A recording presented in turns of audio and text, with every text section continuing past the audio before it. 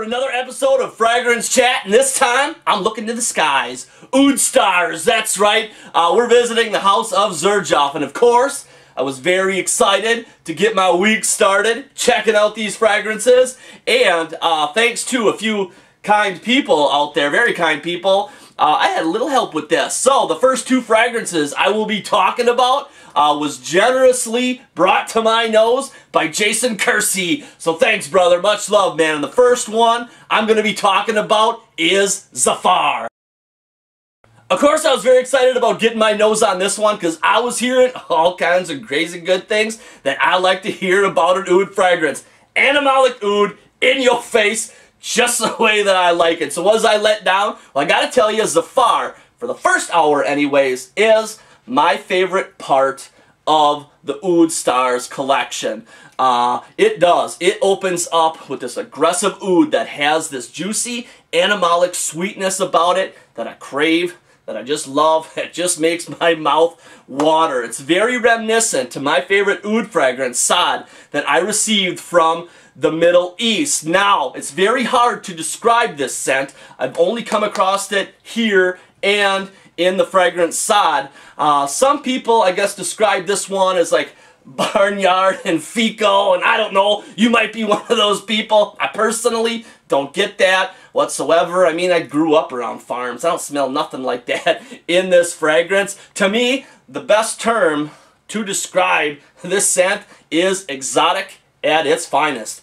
Man, just love this stuff. But after about an hour, boy, does this one tame down. She really gets tame. The oud severely, drastically calms down, and the rose and musk comes into play. And this fragrance, to me, for the remaining time that's on my skin, which is only 6 hours, I might add, just becomes kind of dull and uninspirational to me. It's kind of amazing though for me because oud, how strong it is in the beginning, how this fragrance can only last 6 hours on me. That's kind of crazy, you know, because when you wear pure oud oils or any other oud fragrance, I mean, you're going 8 hours plus. So it's just bizarre to me. I mean, Saad, like my favorite oud, that one will go clear into the next day, and this one starts out strong and aggressive like that, and yet after an hour it gets totally weak. And 6 hours, the fragrance is totally gone. I don't get that. So, that's my thoughts on ZAFAR. Now, moving on to the next one, we're going to talk about MAMLUK. This one was a totally fun ride for me. One of my favorites out of this collection.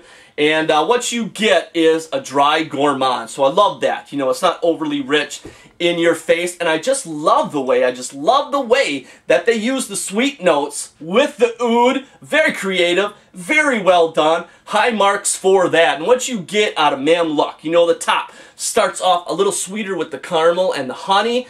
But quickly, this fragrance fades off into like a very dry brown sugar type of scent, with just a delicate touch of amber at the base, and just like a whisper of oud floating through that dry sweetness. So I love that. I love gourmands that are more on the drier side and not so rich. So I really enjoyed this one.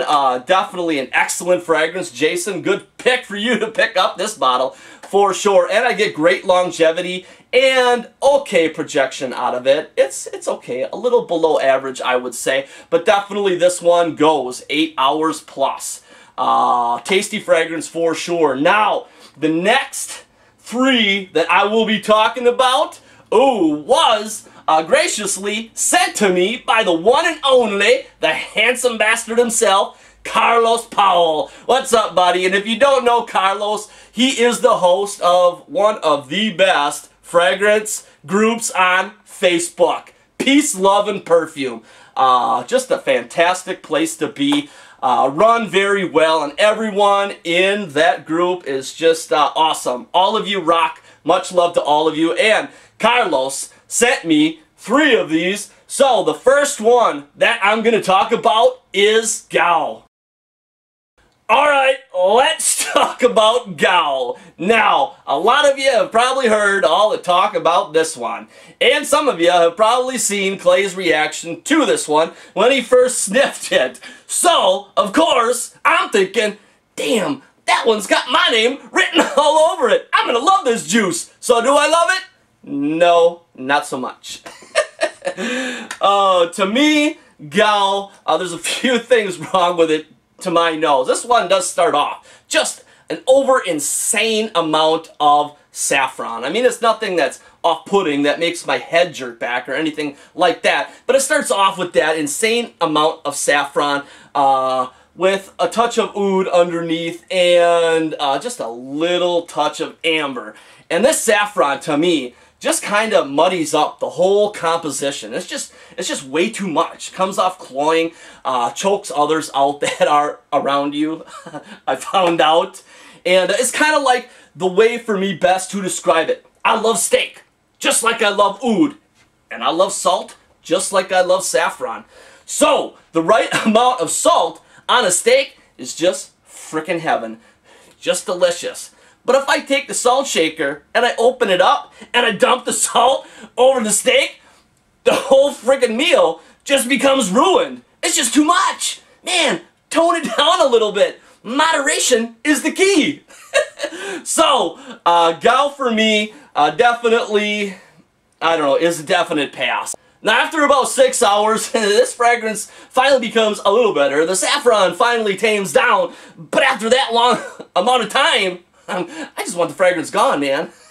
But it gets better. You know, the saffron tames down, the oud comes out a little bit more, the vetiver comes out to play. So I enjoy this fragrance towards the end. The longevity is great. You know, 10 plus hours, she just keeps going. So that's great. But overall, see, you can't always believe what you think you're going to like just by listening to other people, because Gal for me is a pass. Now, moving on to the next one, we're going to talk about FARs. This one, I will admit, I could spend more time with. I only spent 1 day with this one, so here's my thoughts on that first day. This one, first sniff, I was impressed, because what it reminded me of is something along the lines of Amouage, Jubilation 25, and I love that stuff. You got this balmy feeling at the top with this berry type feeling along with it. And today I'm wearing this as well, and I'm almost kind of reminded of the Ambrine Accord and Ombre Narguilé. This one is almost kind of going towards that direction as well. So you got a little feeling of Ombre Narguilé there, a little feeling of Jubilation 25 at the top, you know, with the woods there. So of course I love this one, but very quickly on me, this scent just becomes kind of flat, kind of uninspirational and kind of dull. Like after an hour, that juiciness tames down and more of the lavender and more of the florals comes out to play. I mean, it doesn't go towards the feminine side, and in fact, this fragrance gets very, very quiet, so that doesn't help for me as well with the composition and how this plays off on my skin. I get about 8 hours out of this fragrance, but the whole time it's just kind of like, I could think of better things to be wearing than this fragrance. But you got to remember, that is my first wearing with FARs. There's lots of love for this one out there, but I don't know, for me, that first day, it really didn't work out all too well. So, that's it for FARs. Next, we are moving on to KHATT.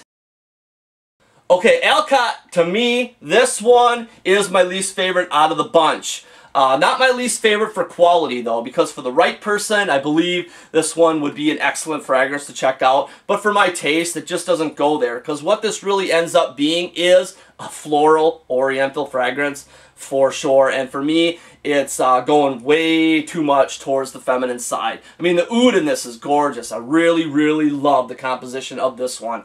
They did it just perfectly with the oud and the florals and the benzoin and the vanilla. It balances out very, very well. But to my nose, it's just too feminine, comes off a little bit powdery. Longevity is great, you know, 8 hours. So for people that dig, you know, floral orientals, maybe have been afraid of oud fragrances before, this would definitely be a solid one to check out. No doubt about that. But I think I gave this one like 2 wearings, and that was enough for me. I'm like, yeah. And I actually bought like a 15 ml bottle of this from DK Mode, this one and NAJAF. But I ended up selling pretty much most of it, because KHATT, yeah, not really going to be testing that one out too much anymore. Floral Oriental equals pass for Dan. Now, moving on to NAJAF.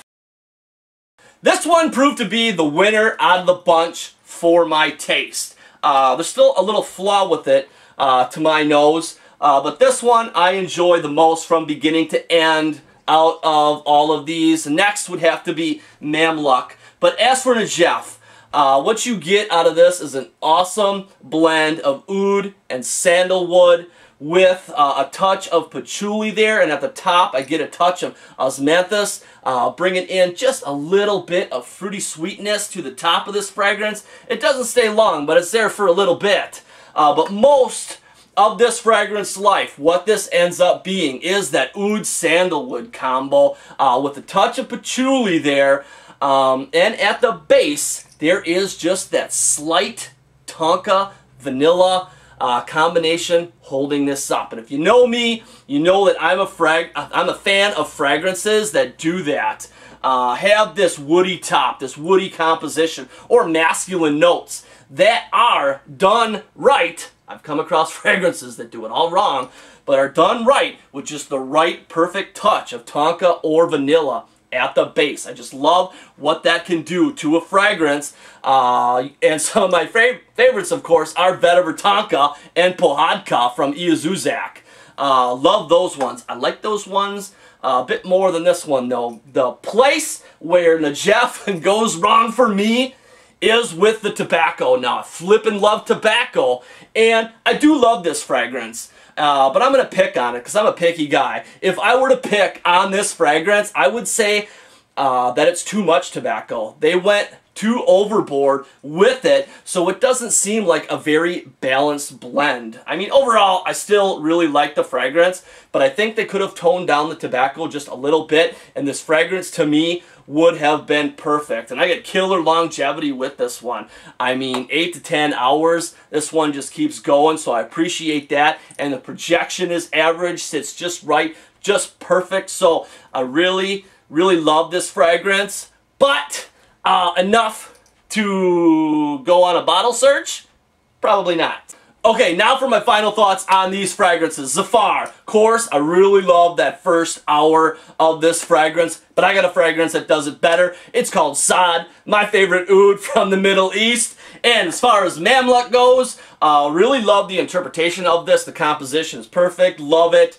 I love the dry gourmand feeling blended with the oud. Excellent. But if I'm looking for a brown sugar, dry gourmand fragrance, frankly, I like Sucre de Ben by Wittium Arts better. That one I get a little bit better results with. So, moving on to Gao, the saffron bomb.